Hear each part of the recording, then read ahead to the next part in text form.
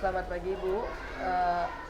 Sehubungan dengan tugas PPG yang akan saya laksanakan, saya mengidentifikasi beberapa permasalahan dan saya memerlukan tanggapan atau masukan dari Ibu mengenai identifikasi yang saya ajukan nanti. Di antaranya adalah yang pertama, motivasi dan minat belajar peserta didik yang masih rendah. Contohnya peserta didik yang tidak fokus dalam menerima pembelajaran. Menurut Ibu, apa akar dari permasalahan yang saya hadapi itu? Terima kasih. Om Swastiastu. Jadi jujur saja, saya sebagai kepala sekolah bangga sekali Ibu mengikuti kegiatan ini, dan untuk masalah yang Ibu ajukan berkaitan dengan motivasi dan minat belajar peserta didik yang masih rendah, menurut saya untuk kemampuan meningkatkan motivasi dan minat belajar peserta didik dalam diri Ibu sudah baik. Jadi, namun tentu perlu ditingkatkan ke depannya. Jadi bagaimana kita berupaya memotivasi sehingga siswa bisa belajar dengan lebih semangat, kemudian upaya peningkatan minat belajar juga agar ditingkatkan Ibu.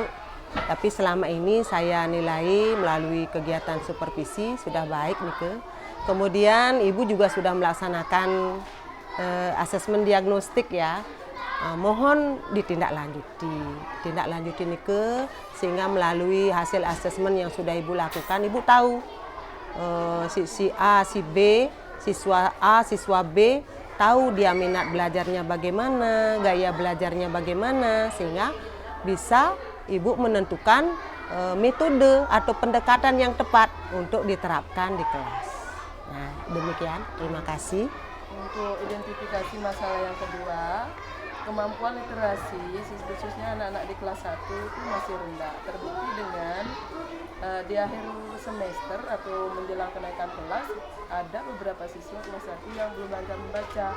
Menurut Ibu, bagaimana apa akar permasalahan dari masalah yang saya identifikasi? Iya, saya berbicara mengenai siswa tahun pelajaran 2021-2022 nih, karena yang sekarang kan baru nih.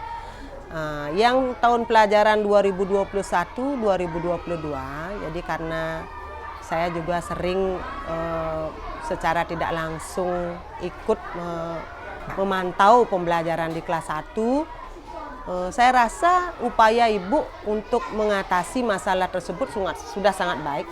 Memang di akhir semester 1 masih ada beberapa siswa jadi yang belum lancar membaca. Ini saya lihat ada Krishna di sana dan ada beberapa siswa yang lain nih. Tetapi usaha Ibu sudah sangat keras. Saya nilai itu walaupun tanpa sengaja, mungkin tanpa sepengetahuan Ibu saya sudah menilai itu. Jadi Ibu sering memberikan kegiatan bimbingan individual, pembelajaran tambahan. Namun sebelumnya sudah disampaikan lewat WA group nggih. Kemudian kegiatan pojok baca yang disediakan oleh sekolah itu sudah dimanfaatkan dengan baik. Sehingga siswa yang sudah bisa membaca semakin lancar dia, semakin lancar, dan siswa lain yang belum lancar membaca nih ikut termotivasi begitu.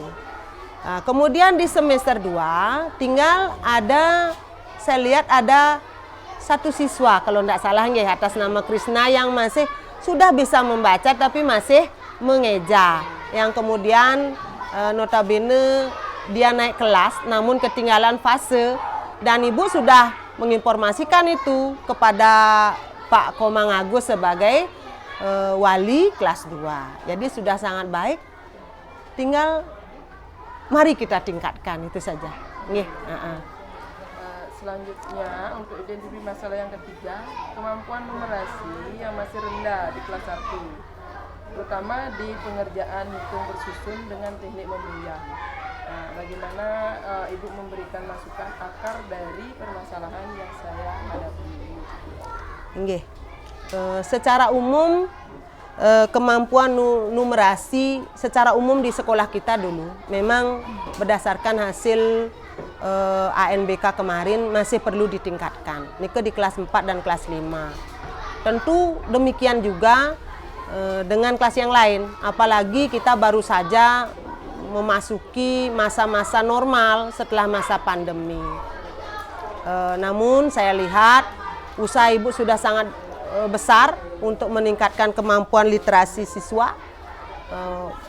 Sudah menggunakan alat peraga yang menarik, kemudian menggunakan cara-cara istimewa. Saya yakin itu akan berhasil, namun tentu ke depannya sekali lagi sama dengan masalah tadi yang kedua. Masih perlu ditingkatkan lagi usahanya Ibu. Boleh nanti mungkin memanfaatkan video pembelajaran, dipersilahkan kalau memang Ibu mampu membuatkan, oke, bagus sekali. Kalau memang tidak mampu, kita bisa memanfaatkan video pembelajaran yang ada di media sosial nih. Kita manfaatkan itu sehingga siswa lebih tertarik dia. Sehingga matematika itu tidak lagi menjadi mata pelajaran yang menakutkan. Gitu. Nanti ditingkatkan lagi dengan berlatih. Nah, Nike, terima kasih. Untuk identifikasi masalah yang keempat, tingkat kesulitan belajar siswa di semua mata pelajaran itu masih tinggi. Kira-kira penyebabnya apa, Bu? Kalau dibilang tingkat kesulitan belajar siswa di semua mapel itu masih tinggi, rasanya saya kurang sependapat ya. Jadi memang ada siswa yang mengalami kesulitan belajar, namun tidak semua. Dan itu pun tidak di semua mata pelajaran. Jadi nanti bisa diatasi Nike, dan Ibu juga sudah berusaha dengan kegiatan kelompok. Jadi yang menurut Ibu mempunyai kemampuan membaca lebih tinggi, dikelompokkan, diberikan tugas yang berbeda. Kemudian yang masih rendah,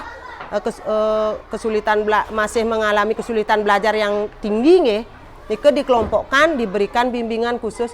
Kan Ibu sudah lakukan itu. Itu sudah masuk kita ke pembelajaran berdiferensiasi sebenarnya. Jadi siswa belajar sesuai dengan kapasitas belajarnya. Walaupun kita tidak sebutkan itu Ibu.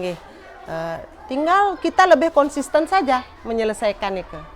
Jadi tidak semua siswa kok berkesulitan belajar menurut saya. Jadi ada siswa yang kita berbicara yang tahun lalu dulu.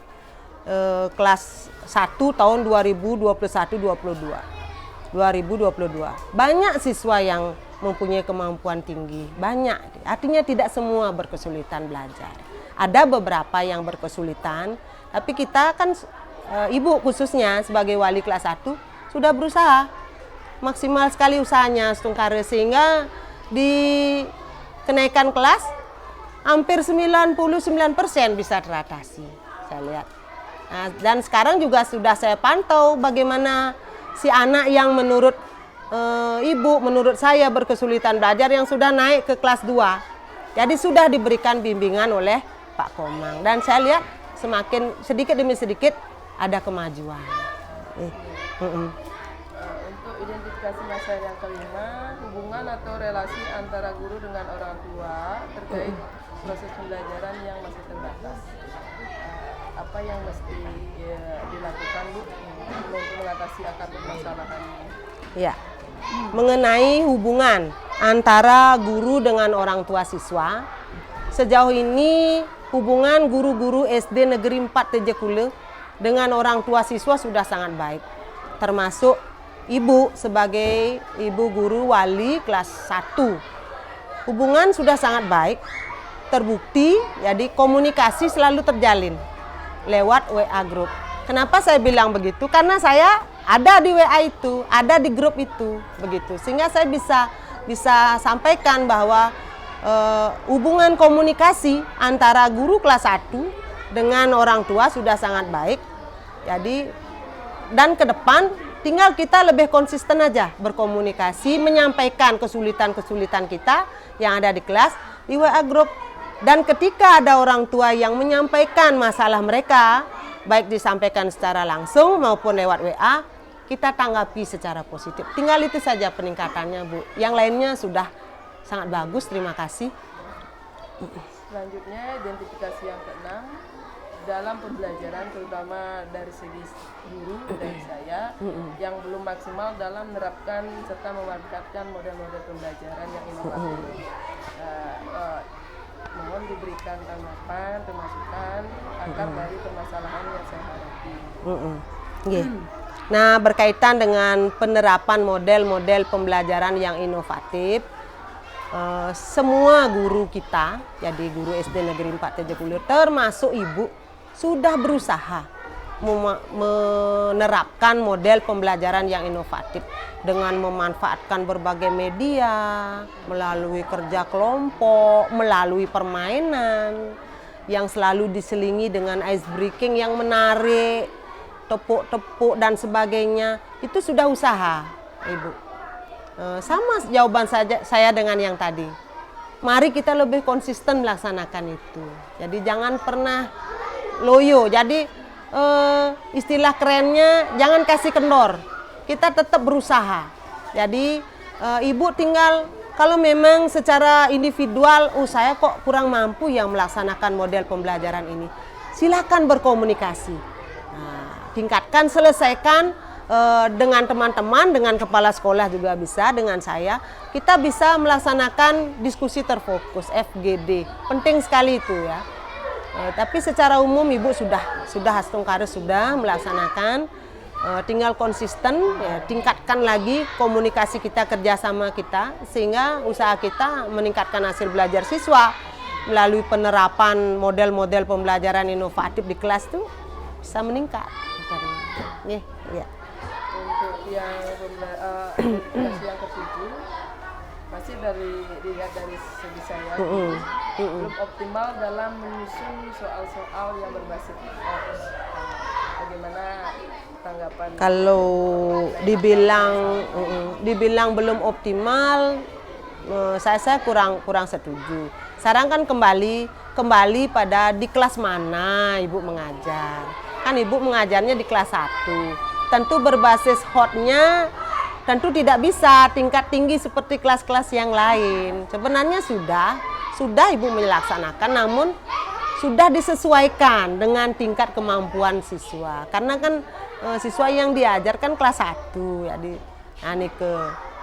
tinggal kita berupaya bersama meningkatkan lagi kemampuan kita dalam penyusunan soal berbasis hot itu. Untuk yang terakhir, masih dari segi saya lagi dua ya. Kemampuan guru dalam memanfaatkan TIK dalam pembelajaran yang belum maksimal saya rasakan. Bagaimana untuk tanggapan ibu untuk mengeksplorasi akar permasalahan? Mengenai pemanfaatan TIK dalam pembelajaran, jadi ibu tadi sudah sebutkan langsung merasa belum maksimal, namun ibu sudah berusaha. Nah sekarang bagaimana caranya ke depannya? Berkomunikasi, bekerja sama dengan teman, sediakan waktu, luangkan waktu untuk belajar. Misalnya di akhir kegiatan pembelajaran, misalnya jam terakhir, kita bisa pulang lebih siang dengan tujuan teman yang sudah bisa, yang mahir IT, bisa mengajarkan teman lain yang masih kurang, yang merasa kurang. Namun ibu sudah berusaha, saya lihat sudah berusaha memanfaatkan IT. Memang masih perlu ditingkatkan. Nanti caranya mungkin demikian. Silahkan bekerja sama, kita banyak punya teman di sini, tidak menutup kemungkinan kita saling memberi, Bu. Itu saja. Sukses Bu atas masukannya. Sukses atas masukannya. Jika terjadi kesalahan, kurang lebihnya saya Hastungkare selamat berjuang. Jadi semakin semangat, nanti setelah PPG semakin semangat saya lagi belajar. Nggih, terima kasih. Om Santi. Om.